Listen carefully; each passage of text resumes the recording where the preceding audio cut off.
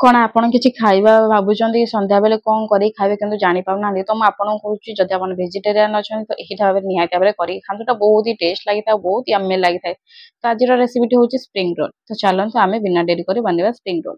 देखो spring roll बनया में प्रथम एठी नै जायछि गोटे बाउल रे मैदा 2 चम्मच कॉर्नफ्लोर टिके लूण एठी पके देछि स्वाद अनुसार पानी एठी देखो पकेबा पानी केमती पके मैं आपन कहि रखुची पानी टिके करके देबे जेमति कि हमर बैटर टा जो अछि पूरा पतला हबा। तो एठी हमें ना पूरा पतला रखिबा ना पूरा मोटा रखिबा एठी हमें मीडियम परिका रखिबा जोटा कि हमर बहुत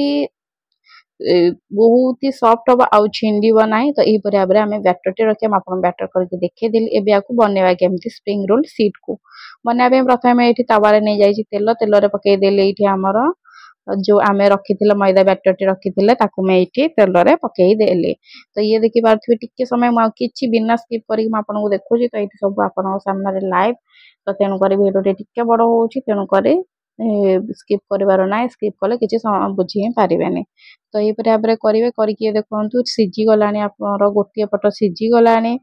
तो मोटा एठी रखिछि आपन चाहिले पतला रखि पारिबे आ मोटा एठी रखिले कोन हबो छिंडी न थाए पतला रखिथिले बहुत लोकंगर छिंडी जाय थाए। तो तेनु करे मैं एटा आपन मोटा देखौजे एई मोटाटा गले खाइबारे भी बड़ा टेस्ट लागि थाए और क्रंची भी आस्ताए भोको भी मेटेई जाय थाए। तो एथि लागि आपन मोटा सेट करके देखौजे ए परे आबरे करिवे जेतेरा करूथिबे ता ऊपर टिके हमर मैदा पकोथिबे तापर करके रखुथिबे हेमती जदी ता ऊपर रखि देबे तो एटा लागि जीवो सब तक सीट तेनु करे टिके मैदा पकेके रखिबे। तो मैं ए परे आबरे करके रखि दोछि 5-6 टा तापर मैं आपन कहूची कोन करिवे। तो ए परे आबरे रखि देले तापर आमे एठी कोन करिवे टिके स्प्रिंग रोल पाए तारो स्टफिंग टा बने स्टफिंग पाए प्रथम एठी तेल नै जायछि तेल रे टिके अदा रसुन काटी कि मैं एठी पके देछि 4 कोला रसुन रे खंडिए अधा मैठी काटी की पके देछि तेल आपन जे कोनोसी तेल नै पारिबे रिफाइंड सोरिस जे कोनोसी नै पारिबे। पियाज एठी मु टिके लंबा लंबा काटी पके छी एइतरे फ्रेंड जहां भी करछंती लंबा लंबा काटी पकेले बहुत टेस्ट लागि थाए। एठी गाजर लंबा लंबा काटी पके देछि आ पत्र गोभी जो आसे हमर पत्र कोबी मैं एठी लंबा लंबा करी काटी के पके देछि आ एठी मु नै जायछि कंचा लंका 3 रु 4 टा जोटा कि मु दी फाळ करके चीरी देछि चीरी की मु एठी ओके ताकू टे बहुत बड़ा बड़े मिक्स कर देबे जेमती से सिजिबो। तो सिजा पे एठी मु प्रथम दे देछि लूण जोटा कि निहाती आवश्यक जल्दी जल्दी सिजी जीवो टिके एठी मु दे देछि विनेगर पके देछि एठी विनेगर एठी मु गोटे चम्मच पके छी सोया सॉस एठी मु गोटे चम्मच नेछि टमाटो सॉस भी मु एठी गोटे चम्मच नेछि चिली सॉस भी मु एठी गोटे चम्मच नेछि सब को पके देगी एठी मिक्स कर देबे बेसी टाइम मिक्स करबा दरकार नै एटा बहुत जल्दी ही हे जाय था मीडियम फ्लेम रे रखिबे। तो देखो मु टिके बहुत बड़ा मिक्स कर देली तापर एठी मु घोड़े की रखि देबे मिनिमम 3 रु 4 मिनिट मीडियम फ्लेम रे। तो ए परे हम घोड़े की रखि देबा आ ये देखंतु हमर हे गलानी रेडी तो याकू मैं खोली देछि आ ये हमर स्प्रिंग रोल स्टफिंग हे गला रेडी। तो एबे याकू हमें कोन करबा साइड रे रखि देबा ये देखंतु एबे गैस टी बंद कर दियंतु हमर रेडी हे गलानी बहुत बड़ा सुंदर देखाउछि आ बहुत बड़ा बरे सिजी जाइछि मध्य। तो एबे देखंतु से स्प्रिंग रोल शीट रे हमें कोन करबा पकेबा एबे हमर स्टफिंग तो स्टफिंग तक आमे पकेली जोटा कि आमे करिथिले गाजर कोबी रे जहां आपन पाखे परिबा अछि आपन को पसंद सेहीटा ही आपन करंतु सेही परिबा सब नाही कि समस्त पाखे सब परिबा अवेलेबल थाए। आ ताकू अठा लगिया पे आमे कोन करबा मैदा रे पानी दे देबा एठी देखो मैदा गोटे चम्मच रे मु एठी पानी नै जायछि 3 चम्मच ताकू बहुत बढ़िया बरे टिके गोळै दोछि ए परे आबरे आपन कर देबे ए परे आबरे अठालिया हे जिवा हमर मैदा पानी।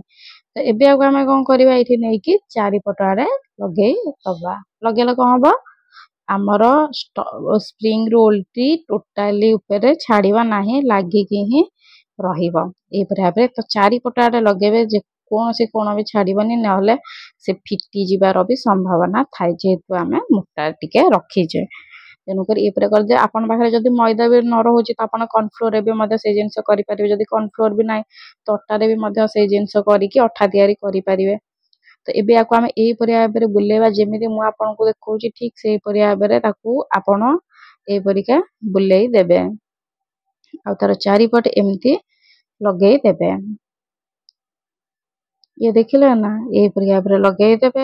एबे याको आमे मोड़ी देबा एई परिया बरे ठीक सब तक आमे करि देबा जतक आमे स्प्रिंग रोल शीट बनै थिले तो एतक सब करि देबा। फ्रेंड आपन चाहिले राइस पेपर रे मध्य ए जिंसटी करि परिबे କିନ୍ତୁ ଏମିତି ଆମେ ଘରେ ତିଆରି କଲେ ଏଇଟା ବଢ଼ିଆ ଲାଗେ ଆଉ ଖାଇବାରେ ମଧ୍ୟ ଟେଷ୍ଟ ଲାଗେ। ଇଏ ଦେଖନ୍ତୁ ମୁଁ 5ଟି ଏଇଠି ସିଟ୍ କରିଦେଇଛି, ମୁଁ ଆପଣଙ୍କୁ ଦେଖଉଛି ଏକଦମ ମସ୍ତ ଅଛି, ନା କୋଉଠୁ ଫାଟିଛି ନା ଫୁଟିଛି, ସବୁ ପରଫେକ୍ଟ ଅଛି। ଏଇଭଳିଆ ଯଦି କରିବେ ଆପଣ ତ ସବୁ ଆପଣଙ୍କର ପରଫେକ୍ଟ ରହିବ। ତ ଚାଲନ୍ତୁ ଏବେ ଯିବା ତେଲ କଡ଼େଇ ପାଖକୁ। ତେଲ ଏଇଠି ମୁଁ ଏଇଠି ଦେଇଦେଇଛି ରିଫାଇନ୍ ଅଏଲ୍ ଗରମ ହେଇଗଲାଣି। ତ ଗରମ ଗରମ ତେଲରେ ଆମେ ଏଇଠି ପକେଇବା ଆମର ସ୍ପ୍ରିଙ୍ଗ ରୋଲକୁ।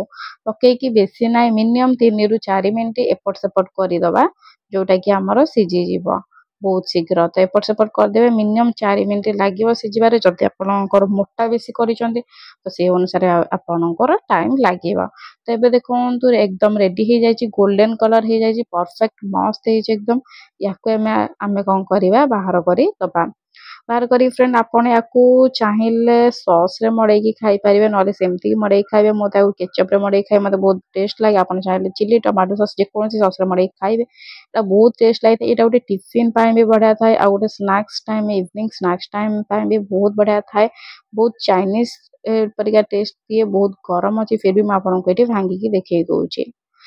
ଆଉ ମୁଁ ଆଶା କରୁଛି ଆପଣଙ୍କୁ ମୋ ସ୍ପ୍ରିଙ୍ଗ ରୋଲ୍ ରେସିପିଟି ବହୁତ ବଢ଼ିଆ ଲାଗିଥିବ। ଆଉ ଯଦି ଭଲ ଲାଗୁଛି ତ ପ୍ଲିଜ୍ ମନରୁ ଗୋଟେ ଲାଇକ୍ଟେ, ଗୋଟେ କମେଣ୍ଟଟେ କରନ୍ତୁ। ଆପଣଙ୍କୁ କେମିତି ଲାଗିଲା ତ ନିହାତି ଭାବରେ ଟ୍ରାଏ କରନ୍ତୁ, ବନାନ୍ତୁ ଘରେ। ଯଦି ଭଲ ଲାଗୁଛି ତ ମୋତେ ନିହାତି ଭାବରେ ଆସିକି କମେଣ୍ଟ କରନ୍ତୁ। ଆଉ ଯଦି ମୋ ଭିଡ଼ିଓଟି ଆପଣଙ୍କୁ ଭଲ ଲାଗୁଛି ତ ନିହାତି ଭାବରେ ସବସ୍କ୍ରାଇବ୍ କରନ୍ତୁ। Thank you.